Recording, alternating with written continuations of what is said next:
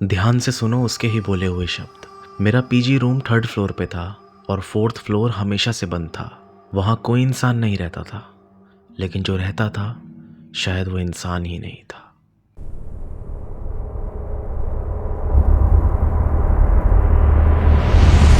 ये कहानी है निकिता की, जो 27 साल की लड़की थी, जो अपनी सिटी से बैंगलोर जॉब करने आई थी। मुझे ऑफिस में कुछ ही दिन हुए हैं। अभी मैं यहाँ पे किसी रेंटल फ्लैट की तलाश में हूँ। मेरे ऑफिस में कुछ और भी न्यू लड़कियाँ हैं जो फ्लैट ढूंढ रही हैं, और यहीं पे मुझे 2 लड़कियाँ और मिलती हैं जो मेरे साथ फ्लैट लेने के लिए तैयार हैं। हम तीनों ने डिसाइड किया कि हम एक फ्लैट को सर्च करेंगे, और फाइनली हम तीनों को एक पीजी मिल जाता है। पर इस पीजी की एक बात बहुत अजीब है। यहाँ पे टोटल 4 फ्लोर हैं, और चारों के चारों फ्लोर पूरे खाली हैं। मैं, निकिता और मेरी 2 फ्रेंड अंजलि और पूजा।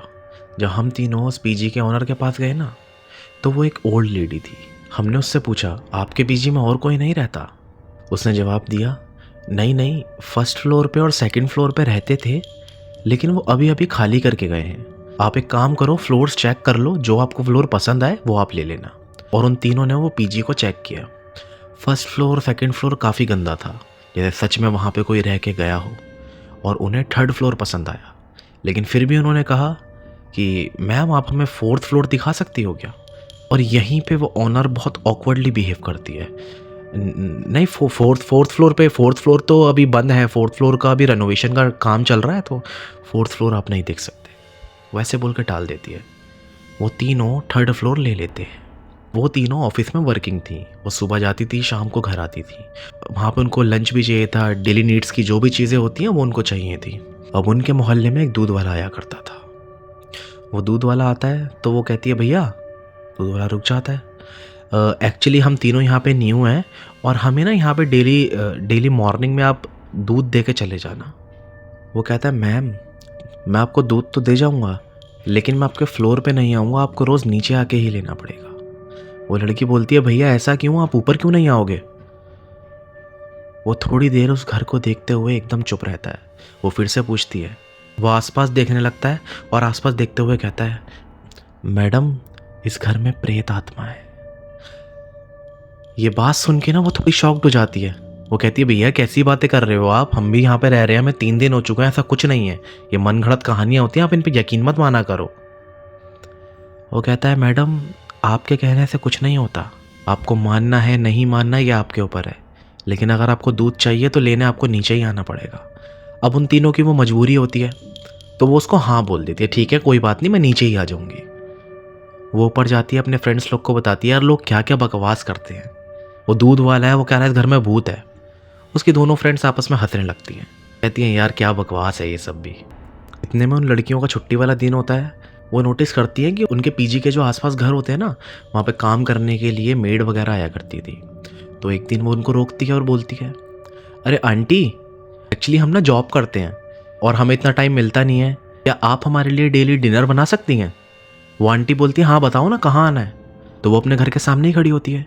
वो कहती है, आंटी ये वाला घर है। वो आंटी अपनी नज़र घुमाती है और उसको एकदम से देखती है और बोलती हैं, नहीं नहीं मैम, मैं यहाँ पे नहीं आ सकती, यहाँ पे मैं नहीं आ सकती। वो कहती है, क्यों, आप अभी तो आपने हाँ बोला था, आप क्यों नहीं आ सकते? वो कहती है, मैम इस घर में ना कुछ ठीक नहीं है, ये घर काफ़ी टाइम से बंद पड़ा था और यहाँ पे कोई रहता भी नहीं था, लेकिन फिर भी ना कई बार लोगों को महसूस हुआ है कि यहाँ पे कोई था, और मैंने तो इस घर के बारे में काफ़ी कहानियाँ सुनी हैं, मैं यहाँ पे नहीं आ सकती मैम। वो मना करके वहाँ से चली जाती है। अब इस बार ना वो थोड़ी टेंशन में आ जाती है। वो अपनी फ्रेंड्स को बताती है जो साथ में रह रही होती है। वो कहती है कि मैंने आंटी से बात करी थी काम वाली, उन्होंने भी ऐसे ऐसे मना किया। तो इतने में उसकी जो फ्रेंड होती है ना पूजा, वो बोलती है, यार हमने वाकई कोई गलती तो नहीं करती है घर लेके, कहीं यहाँ पे सच में ही कुछ पैरानॉर्मल तो नहीं है? तो बाकी उसकी दोनों दोस्त बोलती हैं, ये भी पागल हो चुकी है इन सब की बातों में आके, ये भी अनपढ़ है बिल्कुल ही, इसको भी इन सब बातों पे यकीन है। तो वो कहते हैं, चल ना इग्नोर कर, चिल कर, नहीं आ रहे कोई नहीं, हम इतने दिनों से यहाँ पे रह रहे हैं, हमें अराउंड 1 वीक हो चुका है, कुछ हुआ है यहाँ पे? कुछ भी नहीं हुआ। वो सब इस बात को इग्नोर करके आराम से अपनी जॉब कर रहे होते हैं, वहाँ पे रह रहे होते हैं। अब एक रात क्या होता है ना, रात को 3:15 बजे का टाइम होता है और नेक्स्ट डे संडे होता है। वो तीनों लेट नाइट तक जागे हुए होते हैं, काफ़ी बातें कर रहे होते हैं, हंसी मजाक कर रहे होते हैं, वो नींद नहीं आ रही होती। और एग्जैक्ट 3:15 उनको आवाज़ आती है सिंगिंग की, जैसे कोई उनकी बिल्डिंग में से ही गाना गा रहा हो। वो आवाज़ उनको 4th फ्लोर से आ रही होती है।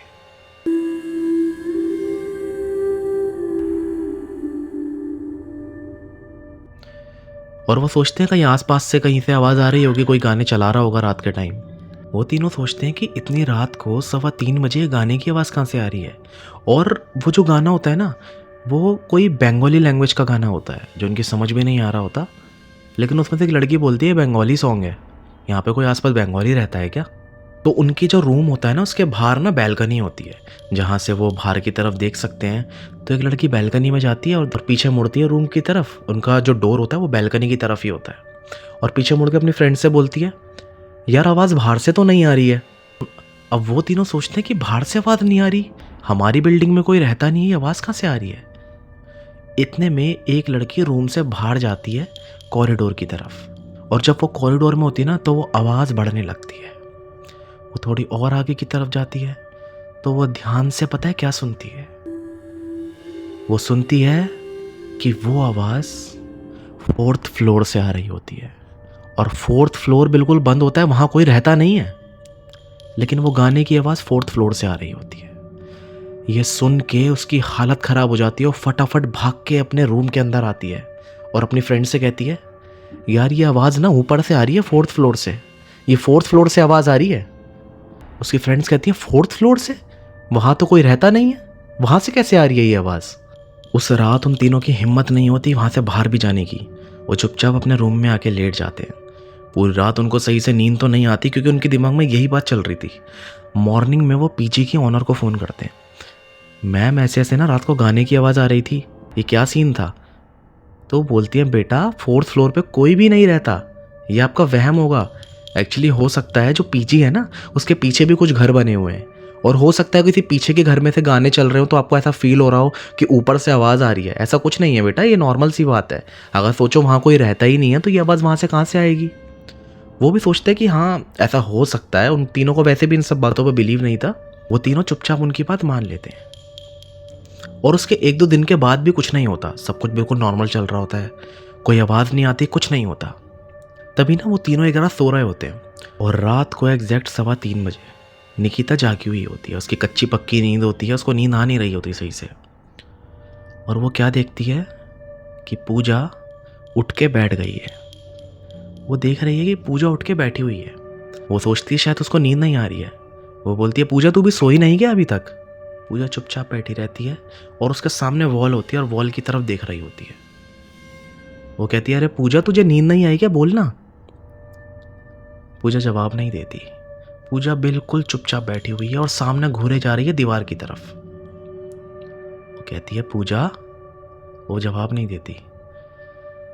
यहाँ पर ना निकिता का दिल जो होता है वो थोड़ा थोड़ा तेज तेज धड़कने लगता है कि पूजा जवाब नहीं दे रही है। वो उसकी बात का जवाब नहीं देती। पूजा बस सीधा खड़ी होती है, उनके रूम का डोर खोलती है, बाहर कॉरिडोर में जाती है। अब कॉरिडोर में से ही ना ऊपर वाले फ्लोर की स्टेयर्स जा रही होती है। कॉरिडोर में से ही वो चुपचाप डोर खोलती है और बाहर कॉरिडोर में जाती है। निकिता बोलती है, पूजा तो इतनी रात को जा कहाँ रही है? निकिता बोलती है, मैं उसके पीछे पीछे जाती हूँ कि पूजा इतनी रात को जा कहाँ रही है। निकिता उसके पीछे चल देती है और निकिता देखती है कि जहाँ से 2nd फ्लोर की स्टेयर्स जा रही थी ना, वहीं से सबसे नीचे वाली स्टेयर पे पूजा जाके खड़ी हो जाती है। निकिता ये सारा सिनेरियो देख रही है और सीढ़ियों की तरफ ऊपर देखती है और कुछ गुस्से में बंगाली में बोलने लगती है। बंगाली में, जबकि उसको बंगाली आती नहीं थी। इवन जब उनको पहले बंगाली में गाना सुनाई दिया था तो किसी को पता भी नहीं था उसका मीनिंग। और वो पूजा प्रॉपर बंगाली बोल रही होती है। वो स्टेयर की तरफ देखती है और चीख चीख के जैसे बंगाली में किसी को डांट रही हो, पूरी प्रॉपर बंगाली बोलती है वो। और ये चीज़ देख के निकिता की आंखें फटी रह जाती हैं। वो भाग के सीधा अपने रूम में आती है और अपनी दूसरी फ्रेंड को उठाती है और बोलती है, यार सुनना, वहाँ पे पूजा खड़ी हुई है और वो 4th फ्लोर की तरफ देख रही है और वो बंगाली लैंग्वेज में बात कर रही है। वो नींद में एकदम से उठ जाती है। वो कहती है, क्या पूजा और बंगाली बोल रही है? वो कहती है, हाँ मैंने उसको खुद देखा है और वो 4th फ्लोर की तरफ ही ऊपर देख रही है और बंगाली लैंग्वेज में बात कर रही है। उसकी फ्रेंड भी वहाँ पे जाके देखती है और जब वो देखती है ना तो उस टाइम पूजा वही सेम गाना गा रही होती है जिस गाने की आवाज़ उनको थोड़े दिन पहले आई थी। बिल्कुल वही गाना, बिल्कुल सेम। ये देख के उनके पसीने छूट जाते हैं। वो दोनों भागती हुई स्टेयर्स से नीचे उतरती हैं और सीधा पीछे के बाहर चली जाती हैं। वो आसपास हेल्प के लिए किसी को बुलाती हैं। वहाँ पे और भी पड़ोसियों के घर होते हैं। वो रात को डोरबेल बजाती हैं। वो दोनों रो रही होती हैं। पड़ोसी पूछते हैं हुआ क्या।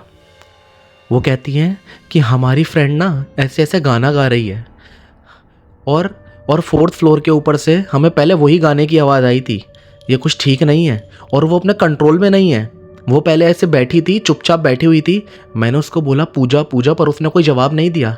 हमें समझ नहीं आ रहा हमारी फ्रेंड के साथ क्या हो रहा है, प्लीज़ कोई हमारी हेल्प करो। ये सब शोर शराबा देख के ना मोहल्ले के काफ़ी लोग उठ जाते हैं रात में, और किसी की भी उस घर में जाने की हिम्मत नहीं होती, किसी की भी। सब डिनाई कर रहे होते हैं। उसकी दोनों फ्रेंडें हाथ जोड़ने लगती हैं, कहती हैं कि हमारी फ्रेंड ऊपर है, प्लीज़ उसको बचा लो, प्लीज़ उसको बचा लो। अब मोहल्ले के कम से कम 15-20 लोग इकट्ठे होकर उस घर के अंदर जाते हैं हिम्मत करके, कम से कम 15-20 लोग। और जब वो ऊपर जाते हैं ना और देखते हैं तो 4th फ्लोर के स्टेयर्स में पूजा होती ही नहीं है। सब आपस में बोलते हैं कि वो तो यहाँ पे है ही नहीं, उसने तो बताया था कि यहीं पे स्टेयर्स पे खड़ी हुई है। वो सोचते हैं कि वापस वो अपने रूम में तो नहीं चली गई, उसी रूम में जिस पीजी में वो रह रहे थे 3rd फ्लोर पे। तो उसके रूम का डोर खोलते हैं, वो काफ़ी सारे लोग होते हैं, और जब अंदर देखते हैं ना तो उनको ऐसी चीज़ दिखाई देती है कि जिसको सुन के आपके भी होश उड़ जाएंगे। जैसे ही वो उस रूम का डोर खोलते हैं वो देखते हैं कि पूजा बेड पे बैठी हुई है। बेड पे बैठी हुई है और उसने अपना एक हाथ को पकड़ा हुआ है और वो अपने हाथ को खा रही है। वो अपने हाथ को लिटरली खा रही है। उसने अपने हाथ को इतनी ज़ोर ज़ोर से काटा होता है कि उसके हाथ में पूरा ब्लड ही ब्लड लगा होता है। वो ये सीन देख के ना उनके होश उड़ जाते हैं। वो सब हिम्मत करके अंदर जाते हैं, सब हिम्मत करके जाते हैं और उसको ज़बरदस्ती पकड़ के उस घर से नीचे लेके आते हैं। और जैसे ही वो उसके घर से बाहर निकालते हैं ना, पूजा एकदम नॉर्मल हो जाती है। पूजा बिल्कुल नॉर्मल हो जाती है और पूजा बेहोश हो जाती है। उसके मुंह पे लोग पानी वानी मारते हैं, उसको थोड़ा होश आता है। तो पूजा अपना हाथ देखती है और कहती है ये कैसे हुआ। वो देखती है उसकी दोनों फ्रेंडें रो रही हैं, घबराई हुई है। पूजा भी उनको देख के बहुत ज़ोर ज़ोर से रोने लगती हैं, बहुत ज़ोर ज़ोर से रोने लगती हैं। और वो तीनों उसी रात उस पीजी को छोड़ देते हैं। निकिता उसके बाद से जॉब नहीं कर पाई, उसने अपनी जॉब क्विट कर दी। उसके मन में ये ख्याल भी आता है ना दूसरी सिटी में रहने का, तो वो रह नहीं पाती है, वो अपने घर में ही रहती है। निकिता आज बिल्कुल ठीक है, बिल्कुल ठीक है। लेकिन निकिता का ये कहना है कि वहाँ के मुझे कुछ लोगों ने बाद में ये बताया था, उस घर में एक बंगाली फैमिली रहती थी और उसी बंगाली फैमिली से उस ओल्ड लेडी ने उस प्रॉपर्टी को ख़रीदा था। वो 4 भाई थे और सारे एक एक फ्लोर पे रहते थे। और जो 4th फ्लोर पे भाई रहता था ना, उसकी जो वाइफ थी वो म्यूज़िक टीचर थी स्कूल में। वो गाना गाती थी, वो बहुत अच्छा गाना गाती थी। और लोगों ने ये भी बताया कि जब वो वहाँ पे रहती थी ना, उससे कुछ जलने वाले लोगों ने उसके ऊपर ब्लैक मैजिक करा दिया था और वो धीरे धीरे पागल सी होने लगी थी। पहले बिल्कुल नॉर्मल थी, स्कूल में सिंगिंग सिखाती थी, सारी चीज़ें करती थी, लेकिन वो बिल्कुल पागल सी होने लगी थी। वो किसी से बात नहीं करती थी, अपना ख्याल नहीं रखती थी, अजीब सी हो गई थी वो, जैसे कोई मेंटली डिस्टर्ब हो जाता है, बिल्कुल एबनॉर्मल हो गई थी वो। और थोड़े दिन बाद खबर आई कि उसकी मौत हो गई। और इस मौत के कुछ ही दिन बाद ना एकदम से वो बंगाली फैमिली इस प्रॉपर्टी को बेच के चली गई थी। शायद कुछ जगहों पर कुछ हादसे ऐसे हो जाते हैं ना, जो मरने के बाद भी अपनी यादों को छोड़ जाते हैं। हमें पता नहीं होता कि कौन सी प्रॉपर्टी ठीक है, कौन सी प्रॉपर्टी गलत है। तो दोस्तों, रिसर्च इज़ मस्ट।